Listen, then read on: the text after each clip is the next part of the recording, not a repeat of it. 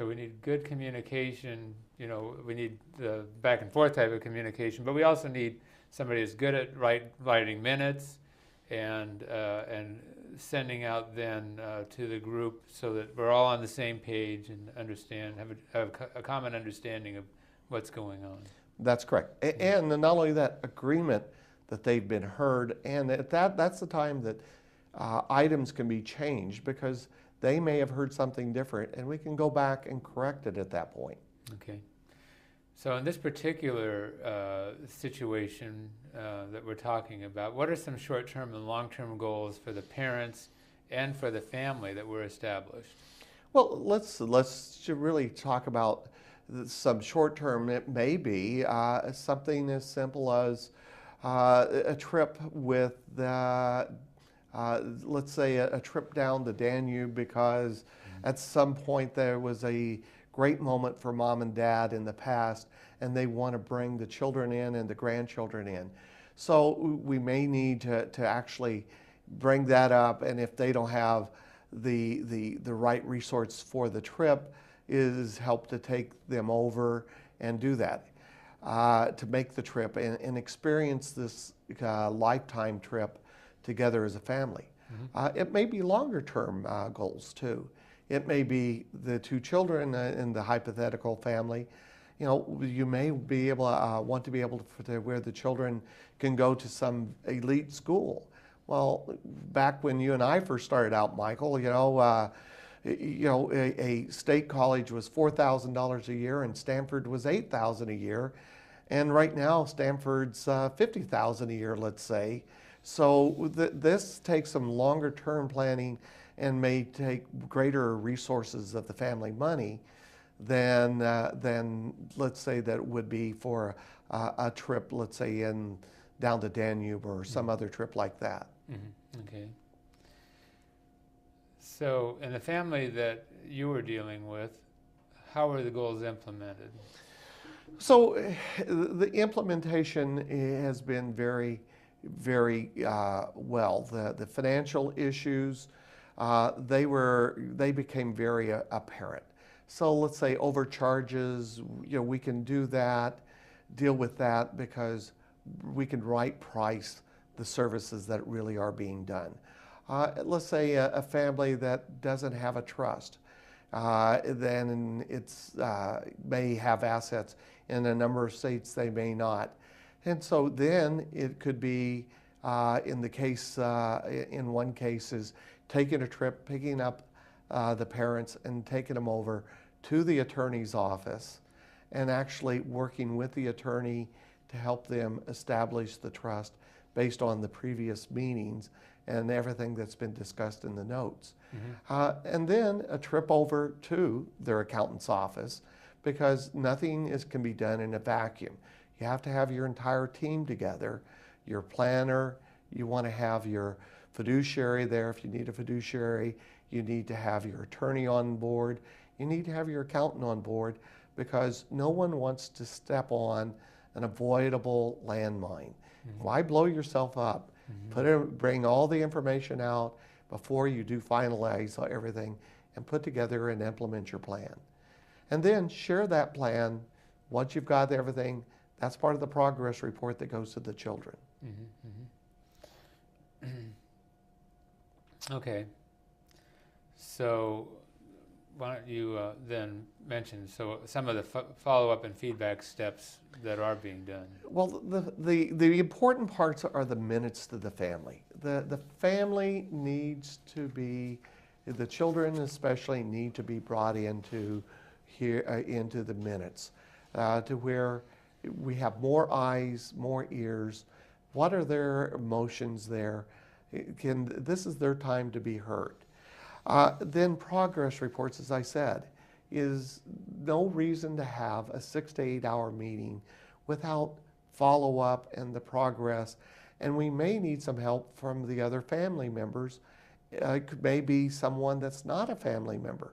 We may need to also bring in other professionals or help support. But we need to have these progress reports to say, we have brought them in, and do you need to also talk with them as well? So progress reports are very important. Okay.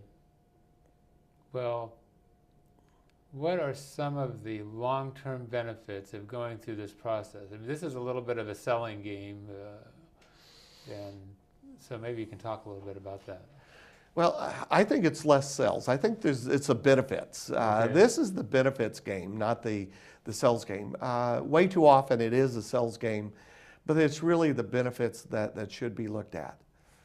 Legal fees, just because you have the right document. That is very, very, very important. The difference of cost of going through probate versus being able to go through the trust process. Number two is privacy. If you have a trust, you have privacy. Then number three is an expense. Let's say you have assets that are physical assets outside the state. So this would be better taken care of through the trust than it would be through a will. So we can control fees. Not only that is, there may be significant assets and you can get reduction of fees because you're pooling the assets. So, and not only that, you'll probably get better asset management because you're going to get institutional management. So let's back up for just a moment on that one, because it probably will go, right Sure. over the head of our viewers. So in this particular case, what we're saying is, okay, we've got a family here. They may have significant assets, particularly mom and dad hopefully have accumulated significant assets.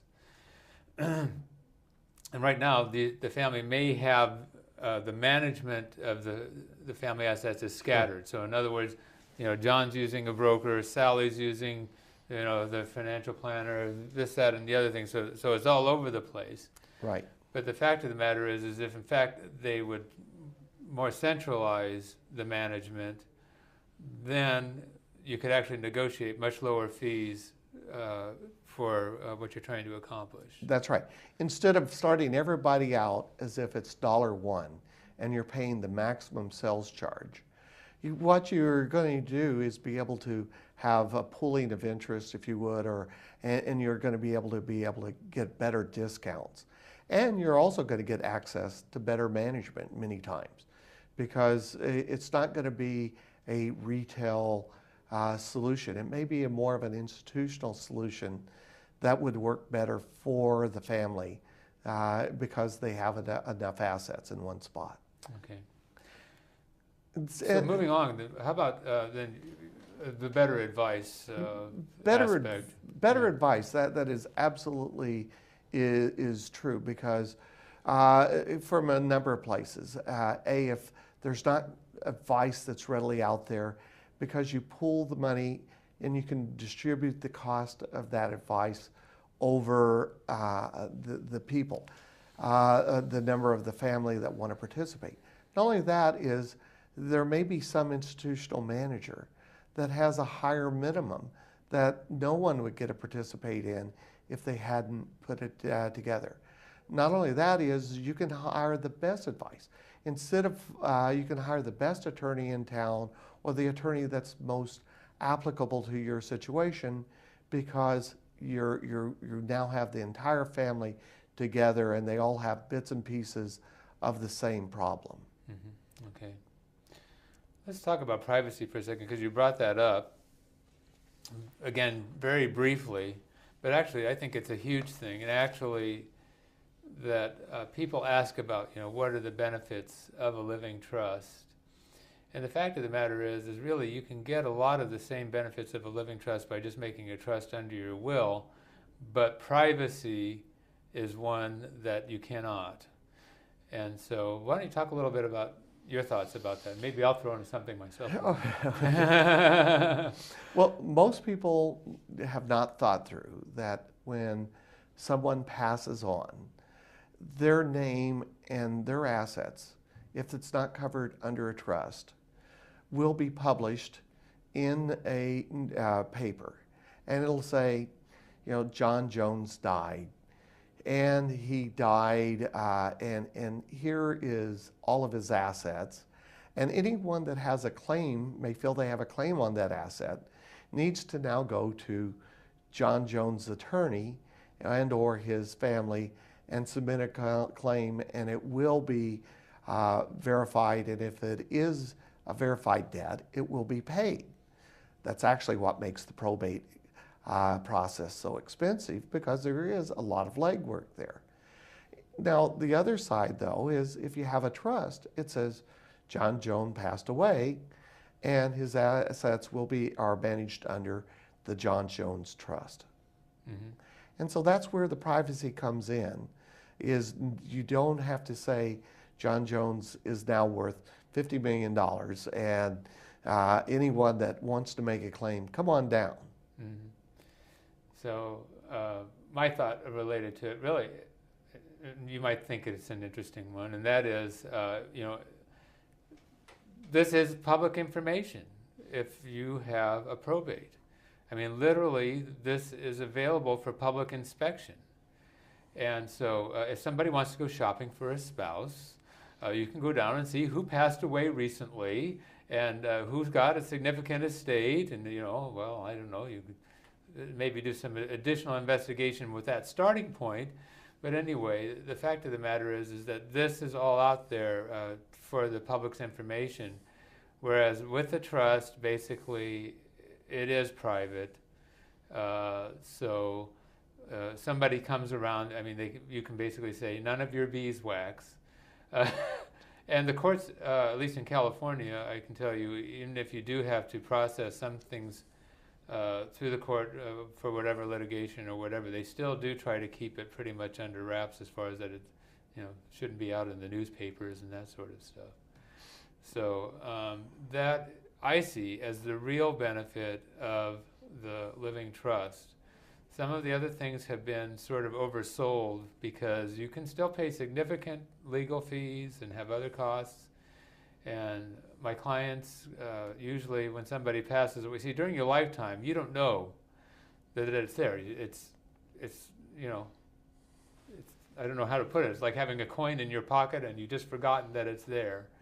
But then after somebody passes away, then you have to administer this thing. And for the will or the trust, it's a big process. There's a lot of work that needs to be done. And usually you have other trusts that are being formed and so forth. So there is going to be significant costs that are involved. But its privacy is a very big thing. Very important is privacy. And as you said, as many people, but it's inconvenient. I have to, if I refinance my house, I have to take it out of the name of the trust. This, all sorts of other problems. Well, okay, that is an issue, but it's not nearly as big as you said, shopping for a spouse or shopping for someone's estate to be chased with. And so that is a very important part. Okay. Dick, we only have a minute left. Can you take maybe 20 seconds and throw out, if you can, a final thought related to this? Yeah, mine is plan what you want to happen. If not, someone else will plan it for you. Okay. Thank you for that. So folks, I hope this maybe gave you some ideas on how you can work with an advisor and what the benefits might be for your family. There usually has to be, I've found, a motivating reason for this to happen, but it's better if you do it in advance. It makes life a lot easier. And with that, I hope we've given you something valuable to think about, get together with your advisors about, and we'll see you next time on Financial Insider Weekly.